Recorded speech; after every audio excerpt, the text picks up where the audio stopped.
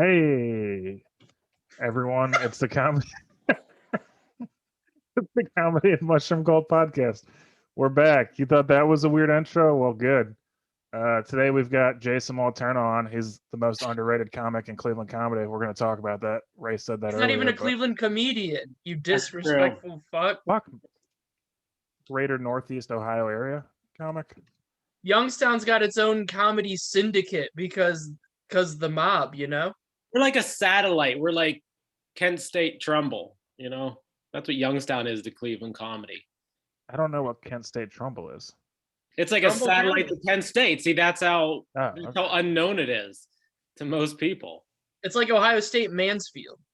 That's not a real thing, is it? Is that real? Yeah. There's a Mansfield campus.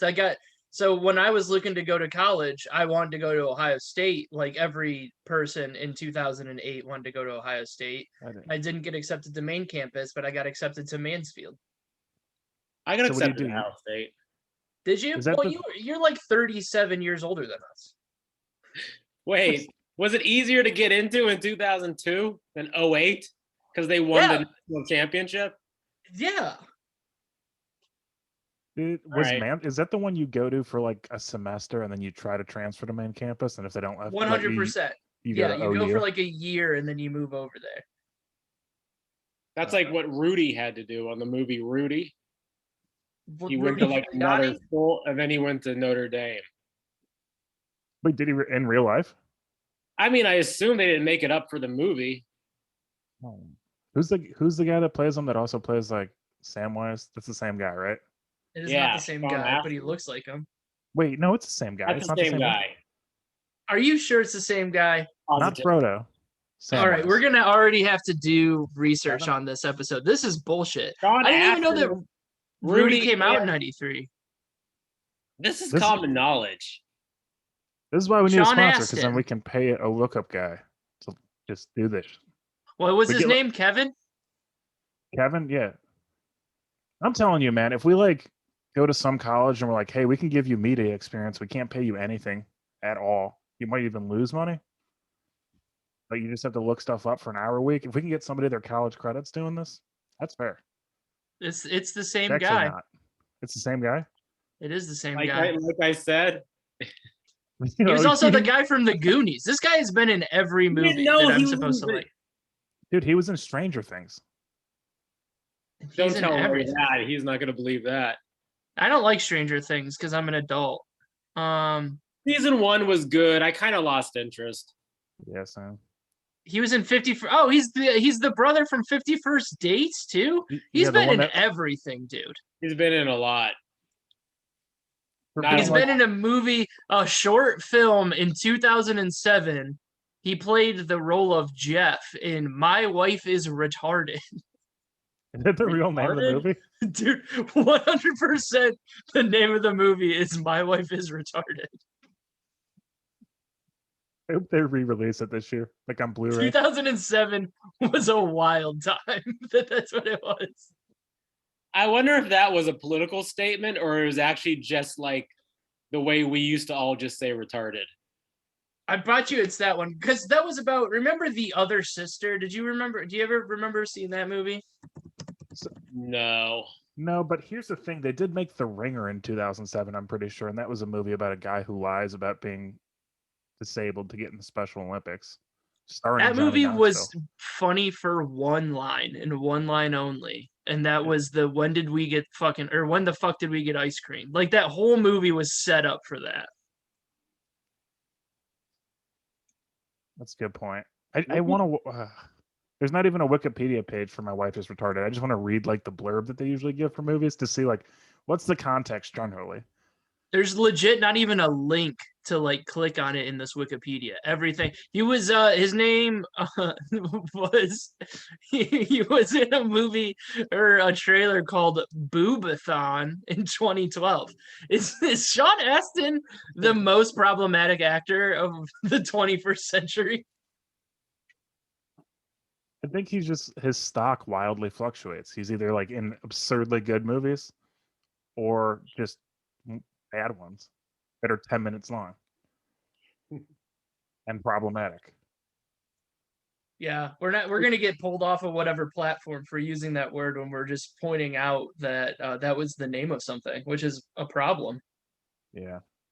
Between that and insulting the Quran last week, I think we got maybe 2 episodes left before. I feel like we could have just let that sit because that was a guess, that wasn't even us. So like if it would have just went by without being brought back up, I think we would have been fine. But thanks for that. Yeah, Jason, just so you know, like if you want to say things about the Quran or any religion, go for it. We just won't agree with you so that we can stay on air. I don't know too much about the Quran. You know, I don't really even know how long it is, and I don't even know if it's one book or multiple books, if I'm being honest. If I Neither bought do the we. Quran, would it be one single book? I think it's been out long enough where like you know how like you can buy comic books like it'll be like you'll get years 1994 to 2002, like you'll get them all in like Oh. one book. I think at this point, even if it was multiple books, like you can get it in one book. I thought it was like just like the Bible, where like my grandma used to just carry around like pocket New Testament, but not the entire like Bible. Oh, the little green ones? Yeah, Yeah. where it just had the key books in case she But was yeah, in a that's bind. because the Old Testament was written by those pesky Jews. The Old Testament is just weird. I love it. And the New Testament's not weird. Like it's got like No, well, Revelation is, but the old one is the weirdest. that one at least kind of makes sense. Like that's where like the Ten Commandments comes in. Like the New Testament is like Jesus was born. He was real groovy, liked wine, was super into sluts. Like that's all the New Testament is. The New Testament is like 4 dudes watched the same movie on Jesus's life, and then each wrote their own recap of it, and it's kind of different. That's the New Testament. The Old Testament's where shit gets nuts, though. The But they New got some Testament is stuff exactly podcasts. right. Did you say, did you say they get some of it exactly right? There's a few like New Testament things where it's just like identical in like some of the books. Like the parables are just identical. Yeah, So that pesky Jesus. Oh, Just- hey, can we Yeah, talk go ahead. about this real quick? Yeah. Speaking of Jesus, so I went for a walk yesterday with Joe Graham actually, and we went to Lakewood Jesus Park. walks? Huh? Jesus walks? No, just like a normal style. Well, actually, it became a Jesus walk. Yeah. So we went to like Lakewood Park, and they have this thing called the solstice steps, and so you can like watch the sunset on these like giant stone step things, and it's really nice. Were you But there was using like marijuana while you did this? I can't confirm or deny that, but Okay. I was gonna say it's an awful waste of time to not use marijuana. well, because what I'm about to say next, like if like you had to be on drugs to see it, because there was like a group of there was like a group of Cobra Kai children dressed up in like all black with red belts, literally hanging a dude on a crucifix right on top of the solstice steps, and then using a drone to take a video of it. What day was this? This was Sunday. Oh, I was So gonna what, say because like- I did mushrooms on Saturday because it was the spring solstice, so I was Now, seeing some crazy shit. this was but like Sunday doesn't yesterday make at like sense. as it was 6. the spring solstice. Yeah, Saturday. No, you said you did mushrooms because it was the spring solstice. Well, I'm kind of taking credit for it because like I had scheduled to do it like 2 weeks ago and then like fucked off and did something else. I forget what it was. And then I woke up on Saturday and I was like, well, today's as good a day as any. And then I saw it was the spring solstice. So I thought that it was the universe talking to me because like I was already prepared. So it happens, you know.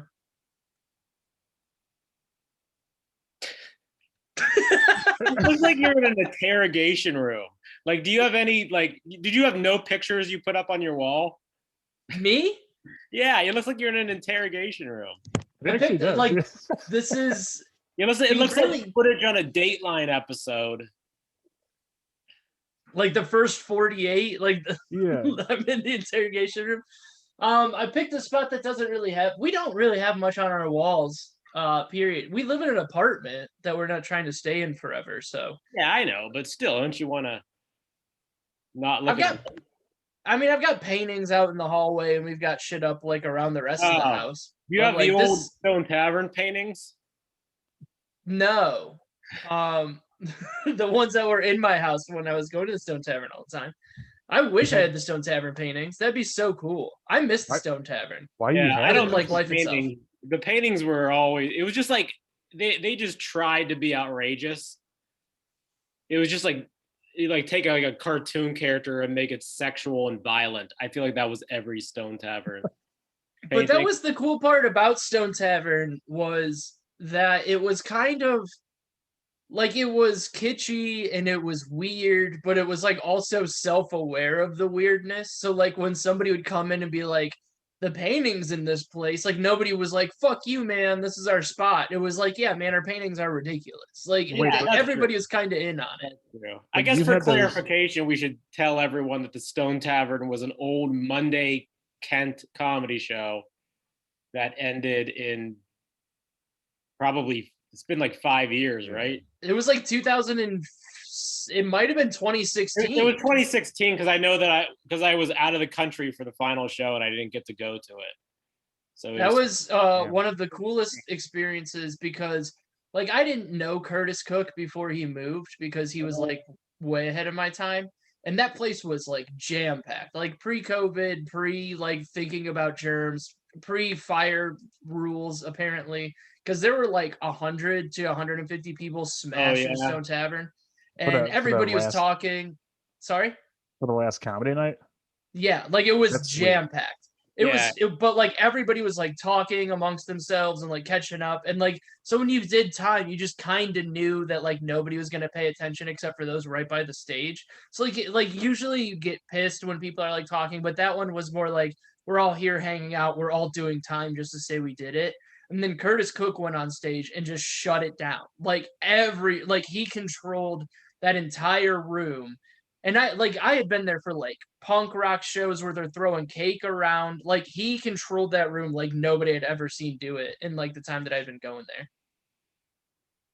Yeah. Yeah. Do you remember the St. Patrick's Day shows they used to have? Did you ever go to those? I fuck St. probably Patrick's did. Day. Or you I had was you there were in a all the club? time. There used to be a daytime show on St. Patrick's Day. Yes, I had to work because like when I started doing comedy, I had to work the year because it was only open like a year and a half of me being into comedy. So I think I Yeah. had to work the one time. Okay. That's I think I played there once, like when I was in high school and in a band, but I don't think I ever did comedy there. Yeah, they did a lot of music. Yeah. Well, that was the cool spot or coolest part about that spot is like when I was selling cars, I would have like Tuesday or Wednesday off, like right in the middle of the week. But like you would go there at like 1:30 in the afternoon and just like grab a beer or something. And like somebody who wasn't working there that you knew would always be there. Like it was like our clubhouse. Like you would just like a Yeah. Kent clubhouse where you'd go in and then it'd be like 1:30 in the afternoon. And then the next thing you notice, it's like 9 o'clock at night. And you're like, well, I might as well just stay out at this point. Like it was a Why good they- thing and it was also a bad thing, but Why did they close? Because I never understand when places like that are like. just It was money. new owners, I think. Right? so the people who owned downtown, like that was when like all that government stimulus money was going through for like businesses that Obama was doing.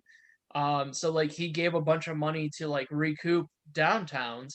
So the rent started going up, and then Pacific East wanted to go into that building. So like there was the tattoo shop and Stone Tavern, and the guys at the tattoo shop got busted trafficking drugs. So then they had to shut down the tattoo shop. So that gave the owner of the building a reason to kick Stone Tavern out or jack up the rent when their lease was up. And so they couldn't afford it anymore. And then Pacific East went in there. Oh, That was a man. good history lesson. I wasn't expecting that. Hey man, you got to be in the know. It's one of those things where when they, and I know Lou, like the owner of the Stone Tavern, like he hangs out with like Jorge and Anthony and all them. So Yeah. like when you're around, like you hear the stories and whatnot. Oh, and they gave us a free drink too. Was it 1 or 2 free drinks to perform? At least cool. one. Yeah. Just for coming to the open mic. No, if you were a performer. So if you just came, then no. But if you were a performer, Well, I mean, that's more than like any bar I've ever been to perform comedy has done for Yeah. just like a weekly show. well, Grindstone does a meal, which is I've never seen That's- that before.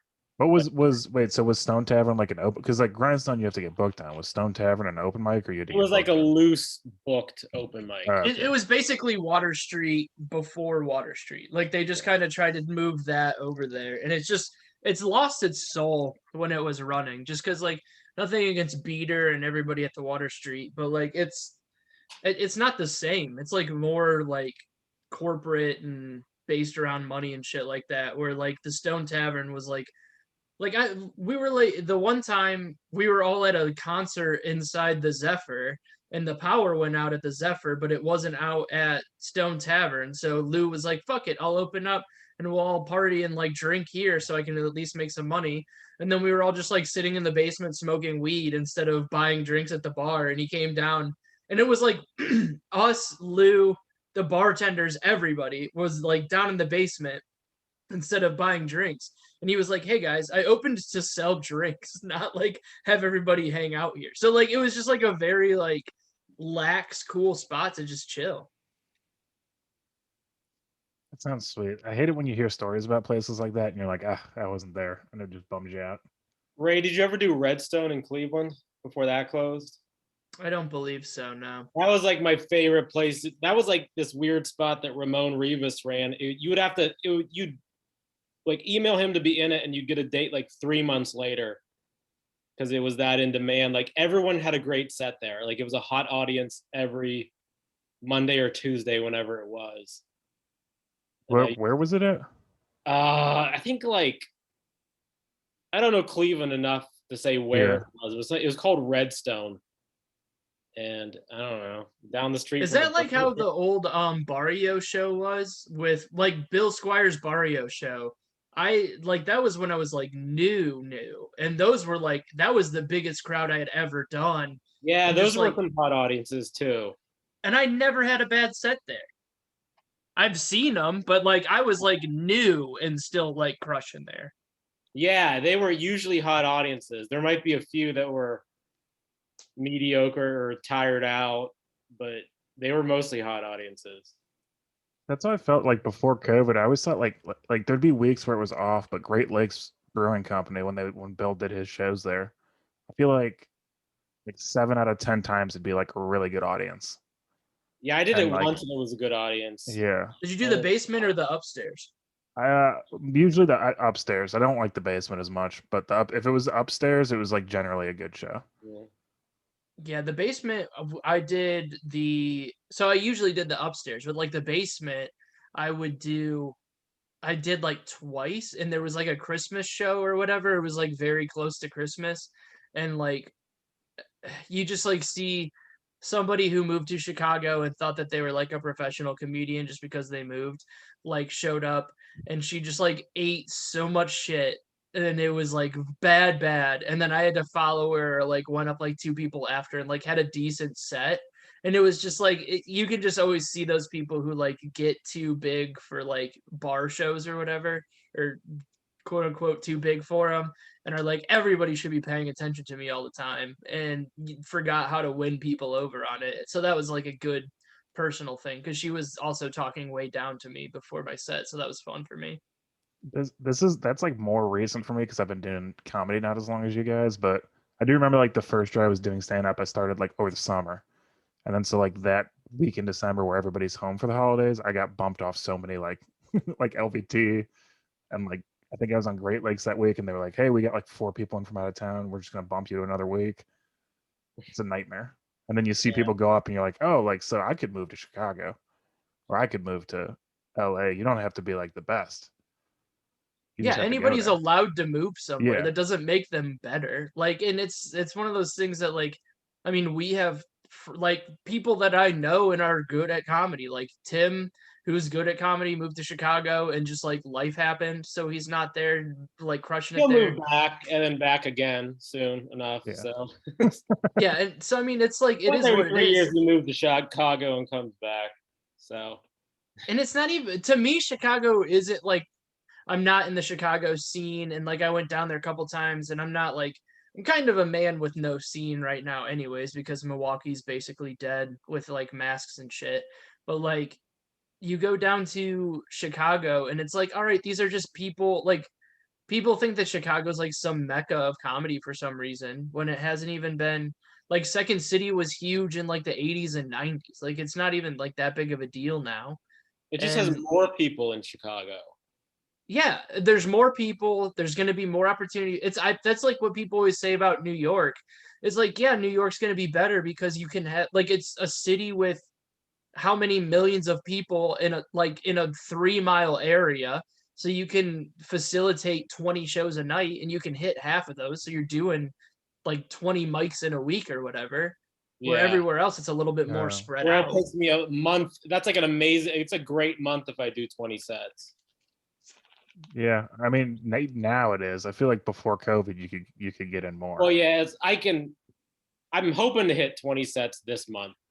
Really? Okay. 20 is a lot even outside of COVID. Like, I mean, if you're working like, cause I mean, I remember doing because I mean that's over 200 sets. And like the one like that was my goal for last year before the world shut down. But like I was trying to get to it the year before. I ended up at like 185 and it felt like I was like out on like doing shows more than I was at home. Like you have to start getting like some weekends Yeah. places where you can do like, 2 shows Friday, 2 Saturday, and that really helps to get the numbers up. Because I like during the week, I remember there was some nights you could hit like Wednesdays. There's so many shows on Wednesdays that you used to be able to hit like 2 shows on a Wednesday. Dude, Well, the that's how I best always I kick- bring it up every once in a while was Mondays actually, because like if you got Yeah. on like if you happen to get like Cleveland comedy Yeah, you're right. contest or whatever that was, you would You do could do that at 3. like 5:30. Then I would go do Great Lakes. I got 4 the one night because I did like the Cleveland comedy competition thing. Then I Taco went and Tanos? did Great Lakes. Then I did Tano's, and then I shot back down to Water Street, and then I Damn. closed out Water Street. So like you got Yeah. 4 on a Monday. Monday used to be a day where you could do like 3 in Cleveland, but then like one of them would always shut down and then it would go back down to like 2. But I don't know. It was a pain in the ass, especially coming from Youngstown. Like it would be such a long night doing 3 shows. Yeah. Because like there used to be Jeremy Shearer used to run this mic that's like a late night mic on Mondays, and I think it didn't even have a microphone sometimes. Oh yeah. And, like it was called Corner Pub in Lakewood, and like it was terrible, but you did it because it was terrible. So That's like Mike Strank will do one at the Now That's Class. I think he'll do it like either bi-weekly or monthly, and it was called like the Shit Show open mic. yeah, And it'd be like 4 or 5 comics and then just like the townies at the bar. And you were just like doing it for reps and that was it. Or to like Yeah, talk that- to your friends. yeah. There's been so many of those nights.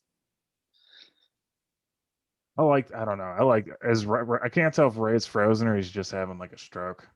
I'm thinking, I'm saying, like, I was trying to figure, like, why hasn't Youngstown figured out a way to have like you guys got your crew, but like there are like every single time I go to Youngstown, I mean, I ate shit at that bowling alley. I mean, I'm not gonna lie about that, but like West every Side time I Bowl? go to huh? West Side Bowl. Yeah, I like at that dog thing. I kind of ate shit at that dog thing that one time. Okay. But You like, went up first, right? Didn't you take the hit? yeah, I went up first because then I had to go up to Funny Farm for something.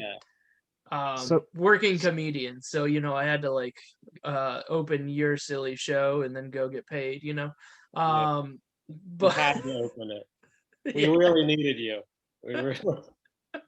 but it up. like but there's always decent crowds there. There's always like people who are paying attention. Like, why has nothing really caught on much? Like, those are like salt of the earth, like normal people instead of just like weird city people. I mean, technically, before COVID, there were 2 clubs in Youngstown, Mojo's and Funny Farm, and if you count the 420, the Warren Comedy Club, which they only did shows once a month, but they called themselves a club, then that was kind of like a third one.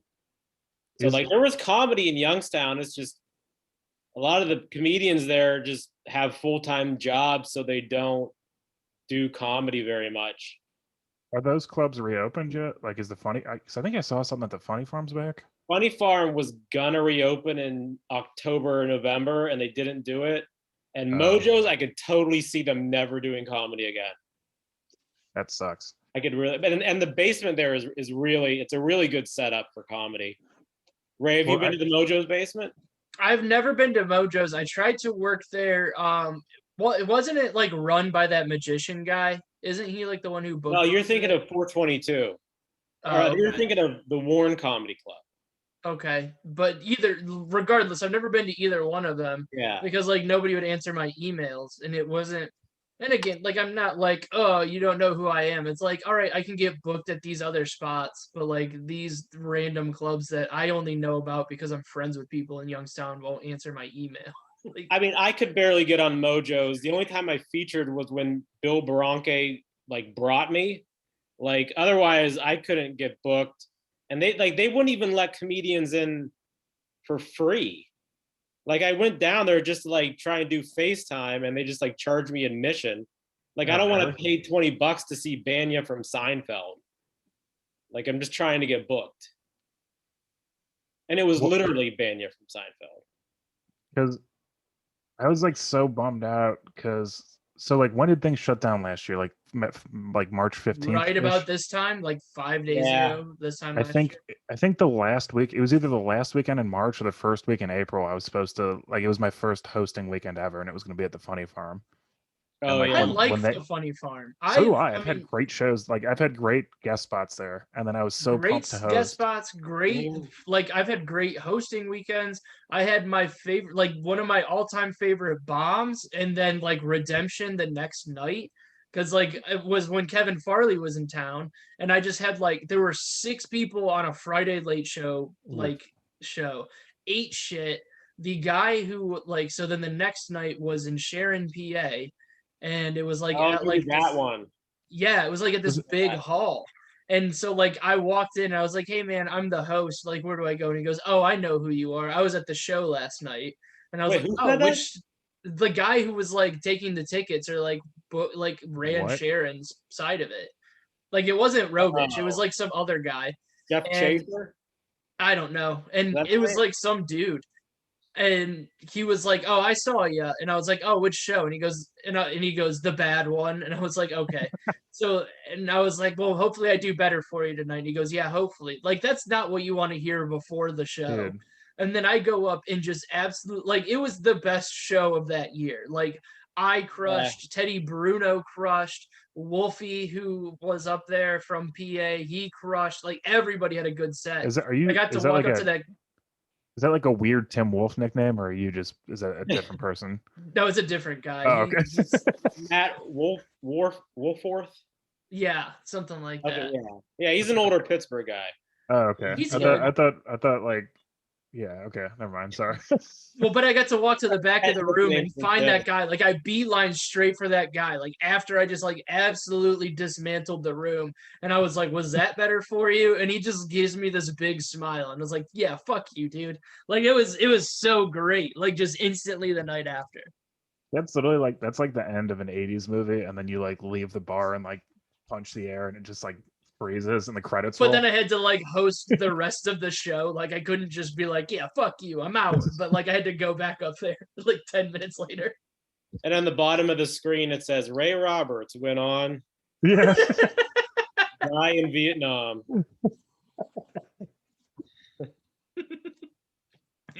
Yeah, got drafted.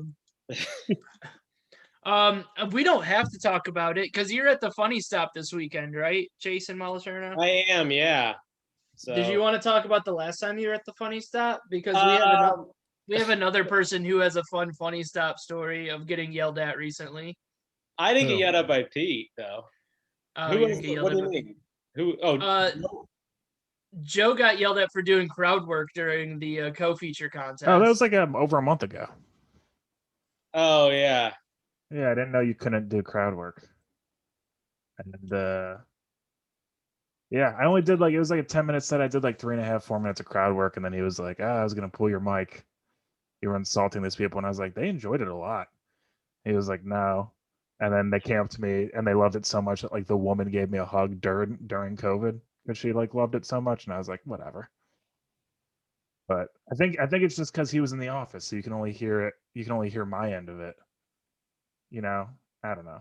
There's only like 8 people in the room too. I was like, Well, weird. sometimes Pete just hears like snippets of what you're doing, and he just gets the wrong impression.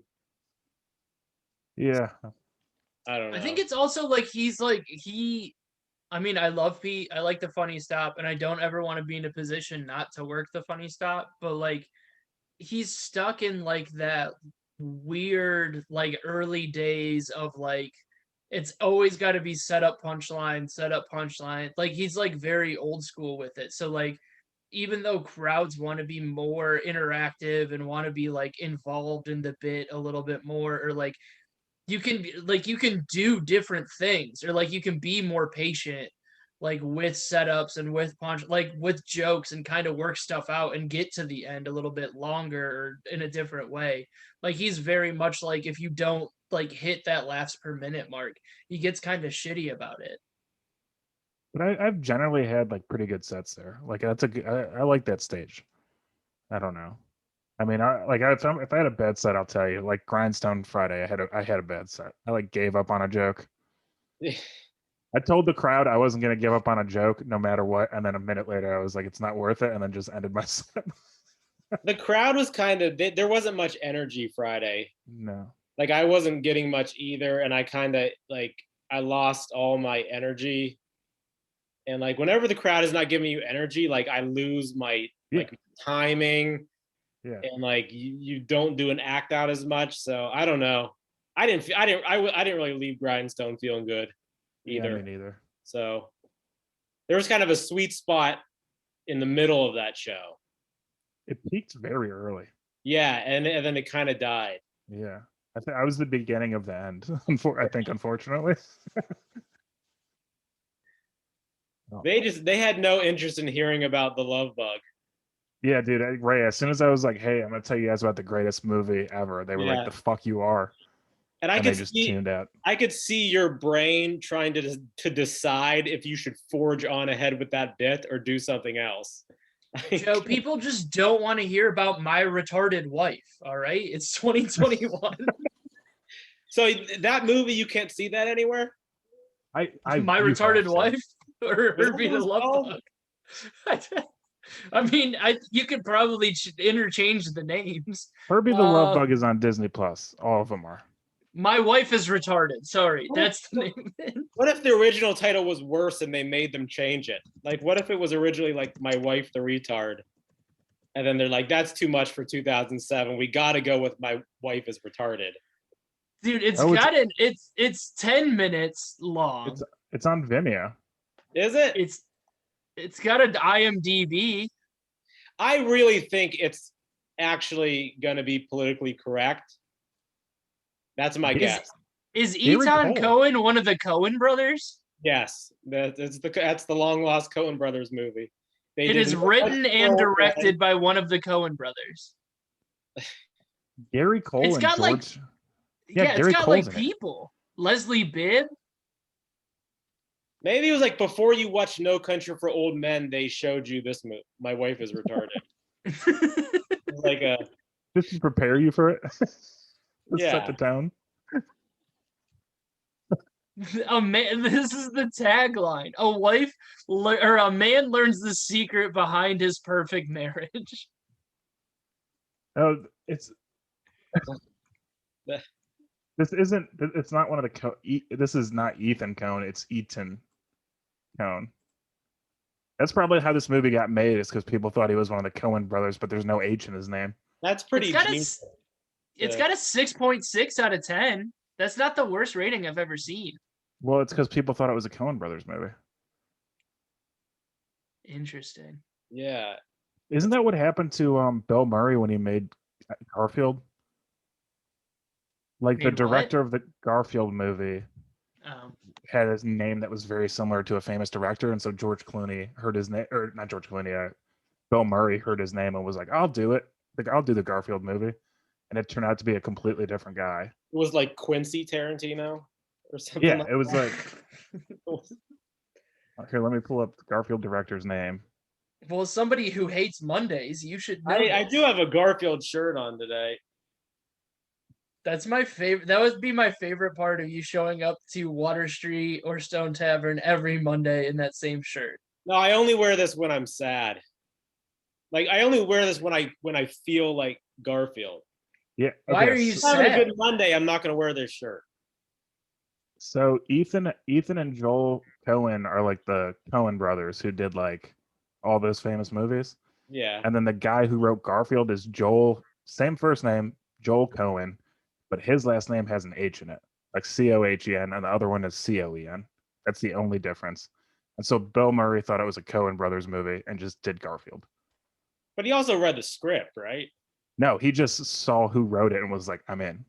I guess in fairness, if the Coen brothers really did write a Garfield script, I would just accept it. Right? You know? That's insane to me. It's so cool. Like Steve Buscemi is John Arbuckle.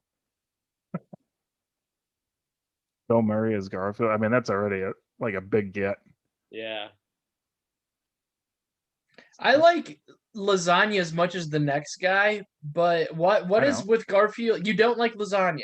It's overrated. Just be pizza. It's You not make a pizza. solid point. There's ricotta on it.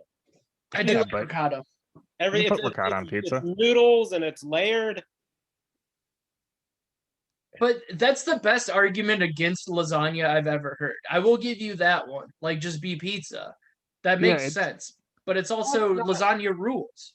Look, to me, lasagna is as close as you can get to deep dish pizza without being deep dish pizza, like Chicago deep dish, and I don't like Chicago deep dish. What That's other wild. dishes do you like? What? Detroit deep dish is really Are you good. implying that you like another deep dish or you don't like any deep dish? Yeah, like Angelo's deep dish where they put those breadcrumbs on the bottom. Oh, Is that in Cleveland? yeah, it's in like Lakewood. It's to die for. Oh, I gotta try it. It's actually not to die for. If I had to live or have this, I'd want to live. But I was it's gonna pretty try good. to make. I was gonna try to make homemade deep dish for my wife's birthday. Chicago deep dish or like normal. Yeah, deep dish? Chicago, Uh, basically. So, What's it like being married? it's all right. It's like so you're dating, right? I mean, I've lived with the same girl for like 4 years or whatever. So, It's but like yeah, I that, guess you but could say dating. It's like that, but you have a ring on your finger and you share finances. Ugh. Yeah, but Well, like If Is your she girl better makes at more finances? money, then it works out. I was Is gonna say, like, I don't need to know who's making more money, but is she better at just finances than you are? Because that'd be a win for me. Is I'm bad at money. We're both decent at money. Like say I'm good at being frugal. I'm not like I can't play the stock market. Are you frugal or are you just used to being poor? Because that's like a very different thing. And that's not a rude question Yeah. because like I'm used to being poor. So like if I only have $20, I can make $20 last like a week. But if I've got like $2,000, I'm good at getting rid of $2,000 very quickly. Bingo. No, I used to spend money and not think and like be stupid with money. But then about maybe 8 years ago, I started like tracking all my finances. Like I would write down how much I earned and how much I spent, and I would make a point of trying to always spend less than I made. Because I used to be bad with money. So I'm like recently good at money. Like Really? good is an overstatement. Better than I used because I remember the Aqueduct Brewery show that happened like for like a Yeah. summer. And I remember sitting outside talking to Jason, telling him how poor I was. And and he's then like, you bought me a beer, right? yeah, like, I Right. know. That's like I have no money. And then Jason was like, yeah, but don't you like make a good amount of money? And I was like, yeah, I have no idea where it goes. Yeah. And then I bought like 17 $5 beers that night. Yeah, those beers were like 7 minimum, I think. And they weren't great. There were one or two that were good. I don't remember what one. What's your thoughts I on remember- music and comedy open mics mixed? Our thoughts on Music open mics and like when they're like music / comedy open mics. oh no. I've I only really- I done a like couple. Gyro because that's part of like the fun of Gyro is that it's just a shit show. Like that's yeah, but part it's of it. mostly comedians at Gyro. Yeah, I consider that just a open mic. Like, Yeah. have you done a variety like variety shows where it's like I had to go up after like a folk band one time and do stand up comedy, and the crowd was just like, we're like well rested now, I was doing there like for a like a minute. slow folk band.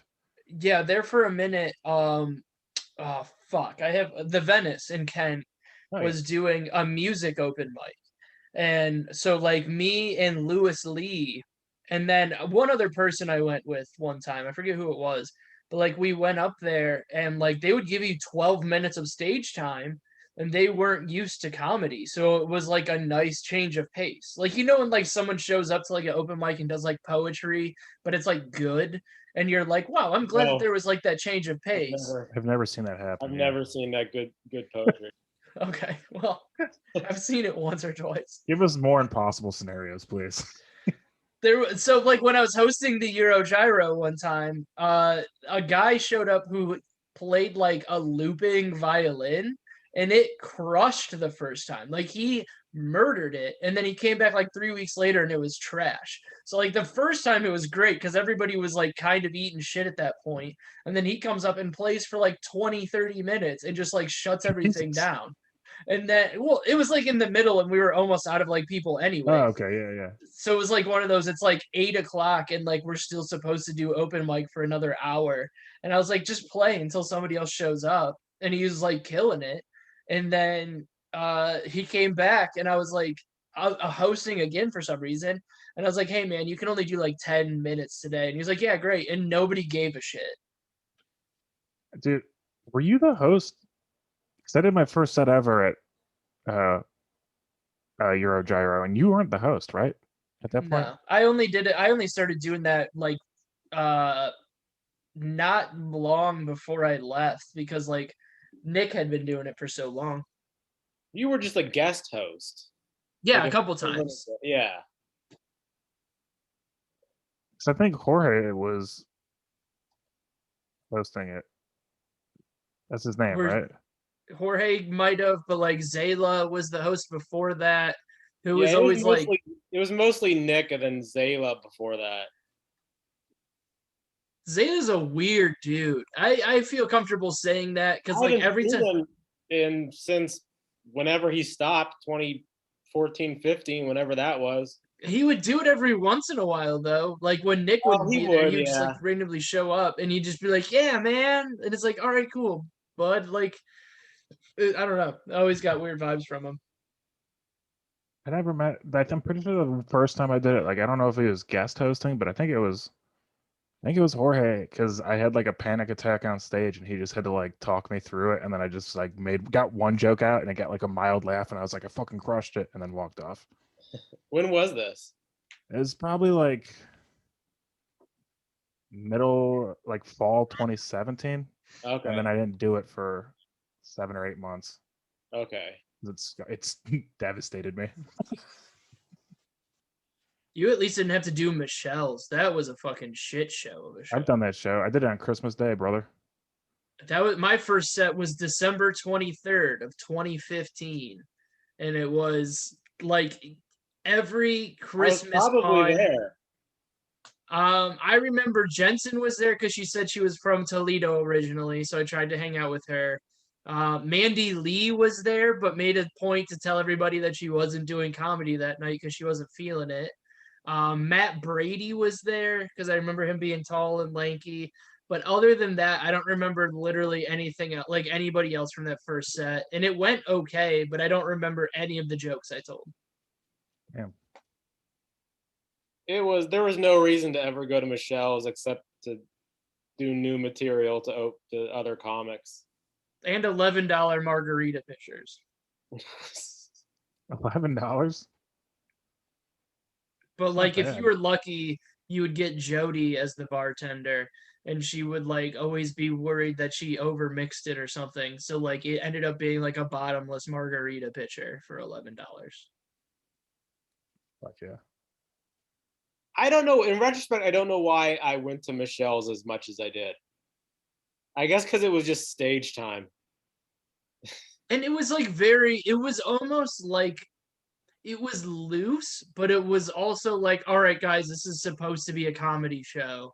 But it was also like everybody knew that nobody gave a shit. So like we kind of just were Yeah. like, it's a good workshop show. Yeah, that's all it was. That I only did it the one time because it was like I think Water Street when it opened on Christmas Day, so like Savat had that streak that he wanted to keep running, and so they did Oh it at yeah. Michelle's. Yeah, I And remember that. I did that show, and it went. I was like my third time doing stand up, and it went so bad. And then I like got kind of drunk at the bar, but I had to drive back to Cleveland, so like I said goodbye to everybody when I left, and then drove like one street over and parked on a side street, and slept for 4 hours in my car. And then drove home, and I still lived at my parents at the time, and they were like, "Oh," my mom was like, "Why'd you get home so late?" And I was like, "Oh, I was hanging out with some comics," and she was like, "That's nice." And then I like thought about it, and I was like, "The truth is so much sadder than anything that actually happened." To switch gears here, Please. how was the our sponsor today is Papa John's. Ooh. As you know, we're a big fan of the N-word here, so we're very sad that um, Papa is getting rid of it. But somebody wanted to support him today and got Papa John's new stuffed crust pizza. And to have his official review of Papa John's stuffed crust pizza, here is Joe Briggs. Hey, do you like Papa John's? Do you like pregnant pizza? That's what stuffed crust pizza is. Mm-mm-mm. That's it. That's all I got. It's Was just it good?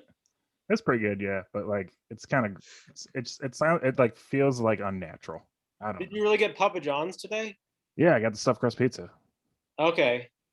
To to do the advertisement? No, I just like had a rough day. Oh, okay. You're not really getting paid for. No, Okay. the plan. I just wanted to make sure that you weren't actually. I didn't know if you were actually. If there's some. I don't know. Jason, like this is the second episode in a row that somebody's very upset about one, how we make money on this show, and two, how we advertise our fake products. I didn't know if it was some new thing where like you join a website and like you can make a little bit of money by advertising, and like each time you get assigned like a new like a company. You know that might work, right? I hope we get. I mean, great that's clips. kind of what we've been trying to do is like Yeah. we'll force like a big product. Like we like Great Clips, we had a whole episode that we were like Great pitching Clips? ideas for Great Clips. I was Yeah, gonna get my haircuts. haircut today, and then there was a 40-minute wait, so I didn't do it. Great clips. Great Clips.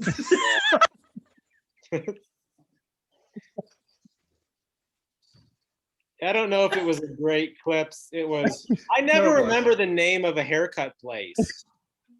Supercuts, Great Clips, Great, super, awesome, and then Best cuts. clips or cuts. Best Yeah, cuts. best, super, great is the first word, and then the second word is always cuts, clips, cuts or clips, right? Yeah. Yeah. Yeah, but like then the best, but none of them just ever just say mediocre haircut. Like that's all you need to put on there. It's all the same company. It's owned by the same people. It's like the Mexican restaurants in the Kent area. They're all owned by the same family. They just have different names. So tomorrow, I was gonna get a haircut because tomorrow my wife's mom wants to get like a family picture done. And I was like, I should get my hair cut because I haven't had it cut since December. And like, do you guys have like family, like, do you have like old family photos that like, Oh, yeah. you look at them and you're like, I can't believe dad's hair looked like that. Like, I Yeah, can't my dad believe- had his hair long and had his ear pierced, and it was Yeah, like so, yeah. 2002. Yeah, so I'm doing that Yeah, brother. picture tomorrow. Like, I know Did in you get your advance ear that I'm pierced? setting up the picture that will be laughed at in 20 years. Dude, so if I can give you one piece of advice, Jason, I would Yeah. shave the side of your head with the shorter hair. I would shave it and then put an earring in that side. Oh, yeah. Yeah, like one of the Okay. That's what dangly you need to ones. do. You need to have because like you said, in 20 years it's gonna look goofy regardless. But you Yeah. kind of need to lean into it. Like think of what trend they're gonna have in 20 years. That's what you need to jump into it. And they'll be like, is Jason a time traveler? How did he Yeah. know? No one Plus- knows. If you have one haircut photo that's so bad, like it sets the bar so low that the rest of them just don't matter. As long as you don't show up like that again, your family's not going to care, Yeah. right? Oh boy, what would be the best thing? But like, what's Rick, the did you most just chug that whole timeless? Pepsi? Since we've been like talking, yeah. Oh, It's Pepsi Zero Sugar because trying to Oh, stay zero. healthier. What now they available replace at the Great sugar Clips. with? Everybody said 1,000 things at one time, and I'm just gonna say yes to all of them. All right. I But was trying to sneak in a Great Clips advertisement. I said the Pepsi is now available at Great Clips. I don't know why you'd buy it there, but I don't know why not. here's something. So like that was something that I was thinking about, and I know it's like COVID times, but like I feel like the service industry is gonna get away with just like being shitty forever now because of diseases. Like I almost miss showing up somewhere and having like a random mint, or like when you go somewhere and they're like, "Hey, we've got cans of Pepsi over here. Like if you want to snag one while you wait." Like that doesn't exist anymore. What's with the water fountains being taped up? COVID doesn't live on surfaces. We've known this for 9 months. I just feel like they don't want to. They don't want to service. Oh, them. yeah. To Like, be fair, I wish we would have taped up water fountains long before COVID. They're I always gross. thought we should have like fountains and they have things besides water. Like Dr. Pepper. Yeah, I just thought that was a fantasy as a child. Isn't that what they did in Idiocracy? Is You're that right. they have- Yeah, they did. Yeah. It was like the electrolyte stuff. Yeah. yeah, Rana? Was the that the name of Gatorade it? stuff. I don't know what it was called. I haven't seen it. So Jason saw Idiocracy and it was like, do you know what? I think they kind of had it right. Yeah, but I still want the water as an option. Just if there's a Diet Coke one right next to it, that'd be pretty cool. Like those new like Pepsi machines where you can like get water, but you can also like hit a different button and get Pepsi, and it's all the same like spigot. And you Oh, can put one like that- cherry and shit in it. Those are Yeah. the best. That is like the Yeah. best invention. Like I get that like CDs are magic. That's fine. I understand it. MP3s are a thing. Computers, we're talking over the internet. But giving me one fountain machine where I can get any pop that's ever been created in any combination that I want, that's probably peak capitalism. That's the best. It's pretty good. Elon Musk is trying to put us on the 2024. moon, and you're like, hey, this machine can make 3 different pops. That's capitalism, baby. Yeah, fuck the moon. You don't need to go to the moon. I can have Moon Mist by Fago right in this machine right here. I don't need to go anywhere else. I can stand here, get diabetes, and be perfectly fine. I used to mix the Diet Coke orange with the Diet Coke vanilla. Woo! They came Whoa. out with Diet Coke orange vanilla. That's a creamsicle, dude. Yeah, I was ahead of the game. What we Wow. used to do, me and my friend would do Dr. Sprantonade, and it was Dr. Pepper, Sprite, Fanta, Gatorade. I Oh, think that one sounds. more at Burger King. Isn't that suicide? Like, isn't that just a sprink of everything in there? Isn't that what you guys called it? Where you'd like Yeah, mix everything? suicide. That's Yeah. where you mix everything. I But we haven't wouldn't- thought we about didn't that since 9th grade. But yeah. We didn't put the brisk in there. Dude, brisk iced tea was pretty legit. And then you like found out that it was just because it was iced tea with all of the sugar in the entire world in it. Yeah, that's all it is. Whatever happened? Do they still make brisk? Brisk. Like it was like icy and it's probably somewhere. They wouldn't have stopped making it. I mean, do you think the Brisk company just sales were low so they cashed it in? That's a I good mean, they point, went actually. somewhere. They'll bring it back. Like when Zima came back for like a hot second. Like they'll Is it get rid gone of it already? for 5 years. I don't know. Like everything goes away and then they bring it back 10 years later. Because if Like you think Herb- about it, like society's really 100 years old at this point. Like, yeah, we had like people for a while, but like real like consumer culture is like 100 years old. So like you can just bring something back from 30 years ago and people will be like super excited about it. Like Tang. Yeah, don't if you even brought know Tang back or New Coke, tell me if they brought New Coke back, Shane Herman wouldn't like have a wet dream about The it. fuck is New He Coke?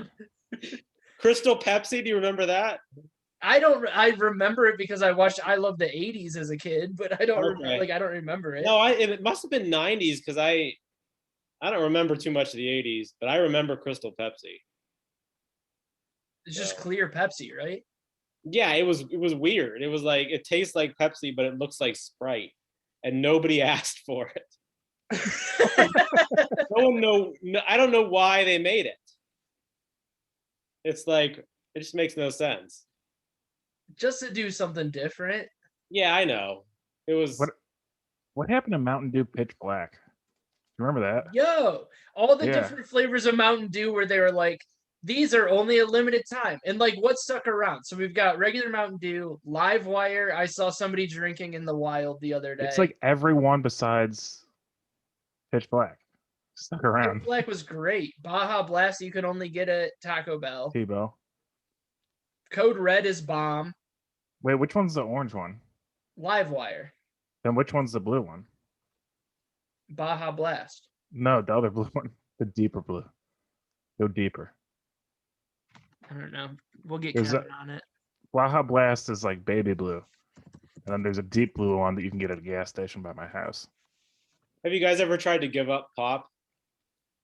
Yeah, it doesn't go well. Really, Actually, really- yeah. It's one of the hardest things to give up. Mountain I don't Dew drink flavors. a ton of pop though. Oh, you don't? You don't? Voltage. Yeah, it's like my like weekly, like I'll have like 1 or 2 a week as like a treat if I earned it. Oh, mine's like I'll drink a diet Voltage, Coke yeah. Do you say 4 voltage? times a day. Yeah, it is voltage. We've got Major Melon, which is the new one. Code Red, which is great. That's probably why I'm so fat as an adult because I was drinking that as a child. Live Wire, Voltage, Whiteout, Pitch Black, and then Diet Mountain Dew Code Red. Yeah, I drank so much pop as a kid and I was fat. It was Well, I did the same thing, but I played soccer, so it like canceled out. And then when I got to college, I wasn't really playing soccer anymore, and I blew up like a balloon. And I realized like you can't just drink pop with every meal. yeah. My family was like super. My mom got it in her head that like anything with fat in it was bad for you, but sugar was fine. So like we could have like we were drinking Kool-Aid, like pitchers of Kool-Aid a day. And like everything was fine with that. But if you had like grapes had too much fat in them. They she said, demonized "Don't do fat grapes." in the 90s Yeah. and they just added sugar. Hey, you want to hear something nuts that I just found online? Yes. Is it Hey. my wife is retarded because it's got a top fat? It might top that. There's a website called like Exotic Drinks or Desert Drinks, and there's different Mountain Dew flavors from around the world that you can buy at an upcharge, like Mountain Dew Supernova from Finland, or Mountain Dew Passion Fruit Frenzy from New Zealand, or Blue That Shock sounds from cool. Malaysia. Yeah, apparently Mountain Dew just fucks around in every country. Mountain Dew is Fago. Like I think that's what it is because you get like Yeah. 1,000 different flavors of Fago. What's your favorite flavor of Fago? Orange. I think it's got to be grape because you can't ever get grape pop anywhere else. You have to go to Fago. Yeah, they have a great diet grape pop. I would say that red pop is my favorite because it doesn't even say what flavor it is. Oh It's just yeah, called red Red pop, Pop. and that's the it's not flavor. cherry. It's not even cherry. It's just Fago red pop. What's the like the Cherokee red? That's cherry, right? Cherokee red? Am I getting that wrong? Cherokee the- red pop. Hold on. let me Cherokee look- What red is that? pop. Cherokee red is just this is a wildly problematic pop brand. Wait, did I get the name right? It's like I have not seen Yeah, it. Cherokee red cherry soda. Here, I'll show the It screen. might be grab like real a quick. southern thing, which would make sense. Which would be wild. This, Jason, Yeah, that's it. you can buy it at Walmart. Dude, what is that? It is a baseball team that is no longer allowed to be around anymore. That's what that is. Is that also how you spell Cherokee? Is it? No, it's That not. is 100% not how you spell Cherokee. How they get around with using the name? Like, Maybe that's how they got away with like disrespecting them. They're like, well, the Cherokee Nation won't like be okay with our random red soda that we named after American Indians, but we'll just spell it wrong. So it's no, So we're the Cherokees, not the Cherokees. So I can start Iroquois blue and just spell Iroquois weird. yeah, you just spell it Erikoy. Yeah. Wait, is the pop cherry flavored? Like, did I just get the pun? Is it like Yeah. cherry with an I, so it's cherry? He's like Well, it's cherry. cherry with That's a why Y, but yeah. And what if it, Yeah, but cherry with an I is closer than cherry with an O. yeah. Yeah, that's true. But yeah, Faygo Red Pop is supposed to be strawberry, apparently. Oh, now I want a Cherokee red. Do you enjoy problematic soda? If it What's tastes Cherokee good, red? I judge a pop by its taste and not its depiction of Native Americans. So And that's what's wrong with this country. yeah, well, That'd All be, right. Well, we're an hour in. We need a rule. I judge a pop by its taste. Judge a pop by its taste. That's a rule. Not by its not by its depictions of American Indians. So there's that. Jason, do you have shows or anything coming up that you need to tell people about? just the funny stop. This, if you release this podcast this week, I'm there Friday and Saturday. It'll probably be like tomorrow night. So yeah. Oh So you yeah, said Friday and Saturday, no Thursday. yeah. show? Opening for Bill Squire. He's there Thursday as well, but I won't be there Thursday because that's the co-feature contest. And Who after that, who's still doing that? I have Not no me. idea. I haven't. You're doing that? I got knocked out first round, baby. So who won? Was there a winner last time, or did he just declare like 4 people the winner? It's still going. I don't know. Joe Graham's, I think, done 2 or 3 of them already, and the weeks he's done it, nobody's gotten knocked out any of the weeks. And then my week, I was the only one that got knocked out. So we'll see. It's a wild competition. Anybody can win.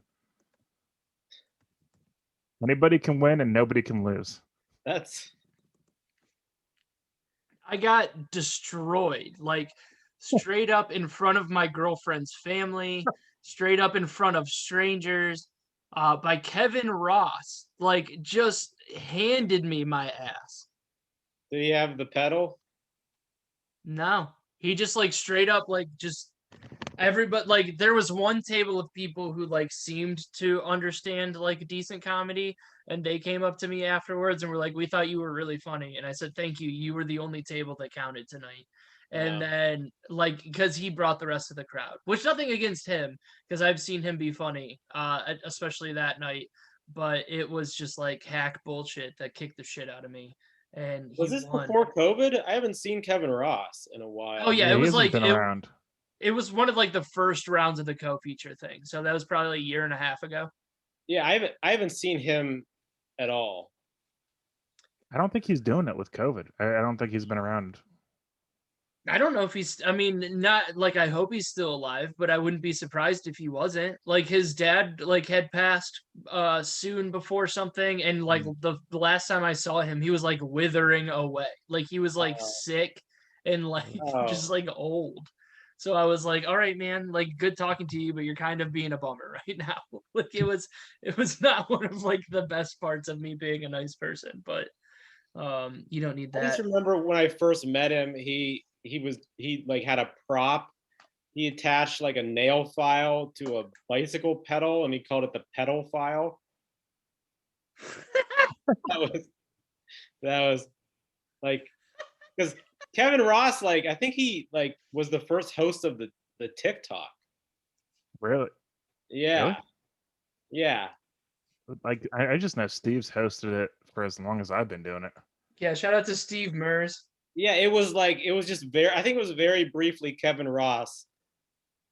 I think, did I dream that? Now I'm really second guessing that I Probably not though. I haven't been doing stand up that long. yeah. I'm second guessing that this was a weird dream that Kevin Ross hosted the TikTok and he had a pedophile.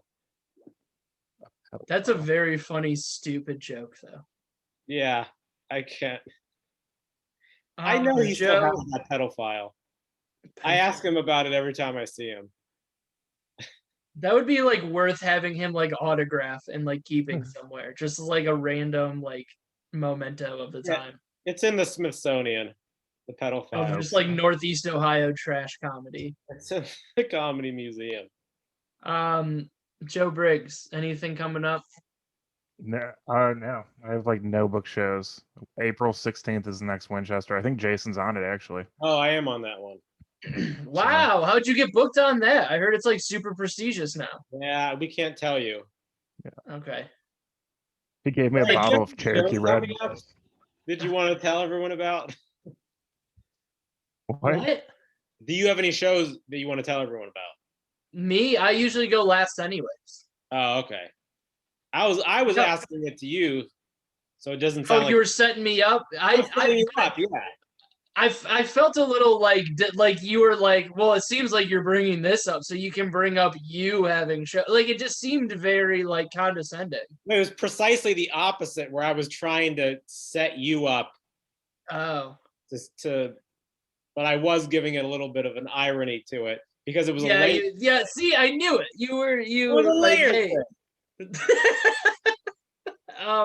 Yeah, I'm coming back to good old Cleveland, Ohio. Next weekend I am opening / hosting.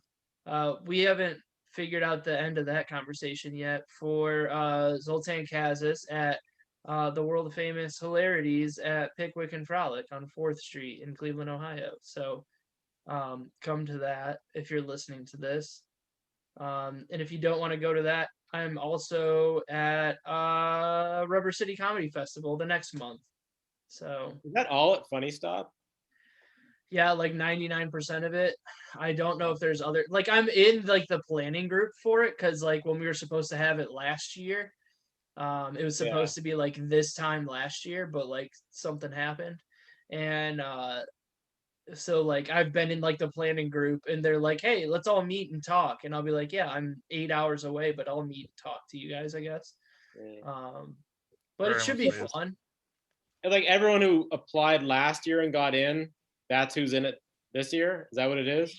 Yeah, they basically like a few people, because they were gonna try to like do like an online component to it to some people who like still weren't comfortable going out and doing stuff, because like they actually got some submissions from like people around like the country. Like it wasn't like who's on the list now is like mostly like Northeast Ohio and like some PA people, like some Pittsburgh people. But they actually had like some people who were going to come in for it. And then, of course, COVID happened. So now it's just kind of like going to go. But it should be fun. Like there's like funny people who are headlining it and stuff. So it'll be a good time. Yeah. But I don't know. So we got that. Jason Moliterno. What's your social media that you don't post on enough? Oh, it's my name, Jason Moliterno, which you guys can spell that. We'll add that in post.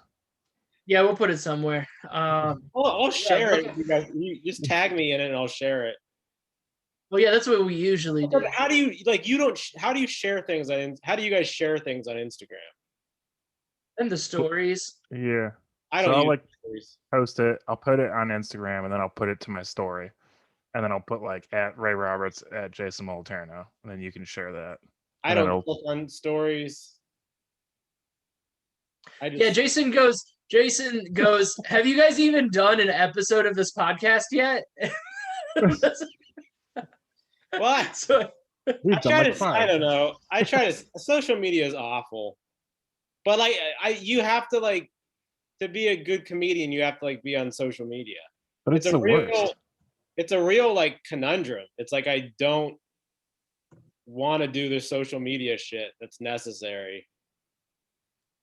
But I don't think you have to. Like it helps. Yeah. It helps you get booked. But I don't think like all of my favorite comedians like pop on share their shit and then get out of there. Yeah, but Like, I did tweet too much just because I like nobody pays attention anyways. but like these favorite comedians, when did they like? Are they older comedians or like are they some new? of them, some of them are newer. Like they'll repost like their like Zoltan. Like he's actually like you can use him as an example because he's like up and coming in this time.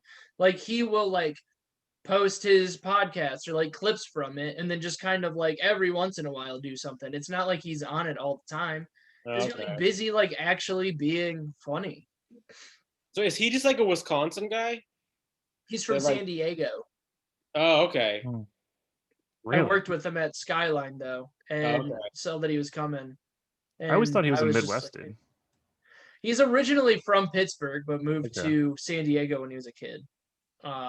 I had him on an episode of Browns Out of Town. Thanks for listening. I And had him on this one. maybe we'll try to bully him into it when we're in Cleveland. Nah, it's cool. All right. You don't want to meet people? I want to meet people. All right, that's fine. Also, we're going to announce it now. LVT next Wednesday. Me and Joe Briggs. The Showdown Part 2, baby. Can we do, instead of like doing a real set, can we do our improv? Oh, yes. Wait, what I do you think LVT would get our improv. Oh, I can't believe Joe and I didn't talk about. We did like a slam poem one time, so they'd get our improv. All right. We're doing our improv next. Come to LVT next Wait, Wednesday. Explain it to Jason real quick, just so. Or Jason after. would love it. Hey, you were Yeah. at the matinee, weren't you, for like before I left town? The open mic? Yeah. I mean, yeah. Okay. Did you No. stay through the whole thing or no? Or were you there the last night before I left town? I don't remember. Maybe. Okay. Well, for my last set, me and Joe had been talking about it for a long time that we wanted to do an improv joke where like when like improv troops are on stage and they're like, "All right, give me a Disney movie." And Yeah. then people be like Aladdin. They're like, "All right, we'll do this next one as Aladdin." So our thing was that it was going to be no idea was good enough. So we would be like, all right, give us like a noun. And they'd be like apple. And we'd be like, no. So we did that for like 5 minutes straight. And That's funny. it's hilarious to us and it made everybody else mad. I had to apologize like sincerely to somebody, like an actual audience member. Didn't you switch it up like after 5? You go, okay, give us a verb. Yeah, it would be Yeah. like, I'd be like, Yeah. all right, guys, we need like a real good idea. And then if somebody like said something and we're like, all right, we could probably roll with that. And then like pause for a minute and be like, nah, just like All right, movies was a bad idea. All right, give us like something you'd eat, a restaurant or something. You're doing this at LVT? We're Yeah. going to, yeah. I'll come out. we are now. That's like the 31st. Yeah. I'll come out. I'll text Sternick and tell him we're coming. It's so not. we'll He do doesn't run that. it anymore. Who runs it? Jimmy Achilles. Yeah. Oh, okay. So like we run that place now, right? Like like Sternick I love and I know him decent enough, but like Jimmy, I can like straight up just like I'll just show up and I'll host LVT on Wednesday if I tell him. Hosting LVT, it's like it ages you like presidents, I think. Yeah, I would not want to do We that. should do a before and after picture of everyone who hosts LVT. Dude, yeah. I mean, because I Brian was just- remember Joe, what was it? Joe Whalen when he was hosting. Yeah, Joe Whalen and Josh Morrow. And then Bob. Playing Flowbots before the fucking LVT. fucking Flowbots. Dude, That place ask is Josh so Morrow about Flowbots. Who will go off on a tangent for 45 minutes. I don't know All him that right. well, so if I just sent him a message that was like Flowbots ? I don't know how that'd go over. Dude, as of like 4 years ago, it was his favorite band in the entire world. So Okay. I've never heard of them. they did they have that- one song. one song worth listening to, and he said it's his favorite band. So good for him. I actually like Josh Morrow. Yeah, he's a good guy. Yeah. Well, I'm not, For whatever I'm not, reason, I'm not we always knocking had, like, him, a I'm knocking weird- Flowbots. Well, we always had like a weird like I don't know if he thought that I didn't like him because I was very anti-Lakewood for such a long time. And then like he thought he was the spokesperson for Lakewood, but like we get along very well now. You were anti-Lakewood? I just think that it's not as cool as everybody thinks it is. I mean, it's a nice spot. There's not enough parking, and it just The needs to first calm I heard down. that everyone thought it was cool. Everybody thinks Lakewood's cool. It's all right. You sound like the guy that's like all your friends are getting iPods, and you're like, I'm gonna stick with my CD player. I had a zoo. 'Cause I- Like yeah, fucking like of course you this- did. I thought it was the future of music. You could share music with people. All right, well, I guess that's a good way Yeah. to end everything. Jason Malterno, follow him at the things. Go to his thing. Joe Briggs. Jason, we don't stick around and talk after this. I click end and then it's over. So is there anything you want to say to me or the people? No, thanks for having me. All right, I will text you. Joe, I'll Thanks, text you. Bye, guys. All right.